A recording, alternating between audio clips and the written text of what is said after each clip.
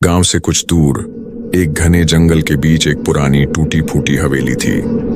कोई नहीं जानता था कि वह कब बनी थी या वहां कौन रहता था, लेकिन एक बात हर कोई जानता था, जो भी उस हवेली में गया वह कभी वापस नहीं आया।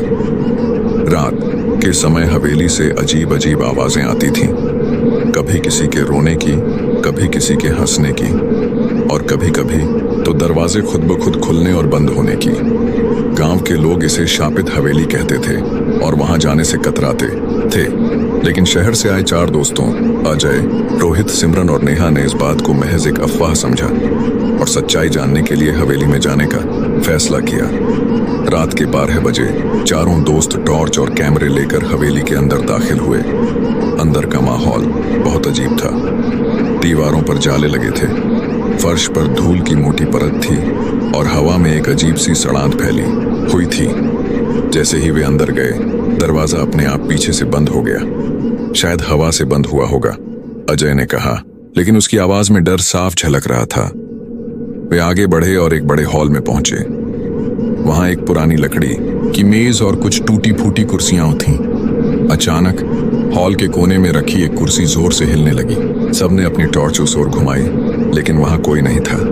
नेहा घबरा गई और बोली, हमें यहां से वापस चलना चाहिए, लेकिन रोहित ने कहा, नहीं, हमने अभी तक कुछ देखा भी नहीं। तभी अचानक एक पुराना रेडियो अपने आप चालू हो गया और उसमें से एक धीमी डरावनी हंसी सुनाई दी। सिमरन ने कांपते हुए रेडियो को बंद करने की कोशिश की, लेकिन जैसे ही उसने रेडियो छुआ, एक ठंडी हवा का झोंका पूरे हॉल में फैल गया। तभी सिमरन ने देखा, एक परछाई धीरे धीरे उनके पास आ रही थी। वह इंसान जैसी नहीं थी, वह लंबी, टेढ़ी मेढ़ी और भयानक थी, जिसकी आंखों से लाल रोशनी निकल रही थी। जैसे ही परछाई उनके करीब आई, हवेली के चारों ओर एक जोरदार चीख गूंज उठी। अब सबका डर हद से ज्यादा बढ़ गया था। रोहित ने कैमरा निकाला और रिकॉर्डिंग चालू कर दी, लेकिन कैमरे की स्क्रीन पर कुछ अजीब नजर आ रहा था। एक काली आकृति जो धीरे धीरे उनकी तरफ बढ़ रही थी। नेहा ने चीखते हुए दरवाजे की तरफ दौड़ लगाई, लेकिन दरवाजा जाम हो चुका था। तभी एक अजीब सी फुसफुसाहट उनके कानों में गूंजने लगी, तुम लोग यहाँ नहीं बचोगे। अचानक हवेली की सारी खिड़कियां जोर से खुल गईं और हवा का एक तेज झोंका आया। टॉर्च की रोशनी फड़फड़ाने लगी और फिर बुझ गई। सब अंधेरे में फंस गए। अजय ने जेब से माचिस निकालकर एक तीली जलाई। जैसे ही रोशनी फैली, उन्होंने देखा, उनके चारों ओर कई डरावने चेहरे थे जो उन्हें घूर रहे थे।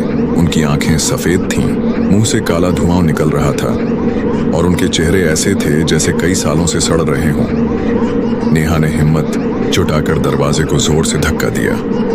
एक जोरदार आवाज के साथ दरवाजा खुला और सब तेजी से बाहर भागे।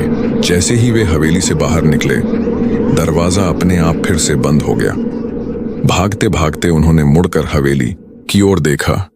हवेली की खिड़कियों से लाल रोशनी निकल रही थी और वहां वहीं डरावनी परछाई खड़ी थीं जो उन्हें घूर रही थी। सुबह होते ही वे गांव वापस गए और यह कहानी सुनाई। गांव के बुजुर्गों ने बताया कि सालों पहले वहां एक अमीर आदमी अपनी पत्नी और बच्चों के साथ रहता था, लेकिन लालच में आकर उसने तांत्रिक विद्या का सहारा लिया और पूरे परिवार की बलि दे दी। उसके बाद से वह हवेली शापित हो गई। कहते हैं, जो भी उस हवेली में जाता है उसकी आत्मा कभी वापस नहीं आती। और अब चारों दोस्तों के कैमरे में कुछ ऐसा कैद हुआ था जिसे देखकर उनकी रूह कांप गई। एक परछाई जो अब भी उनके पीछे खड़ी थी,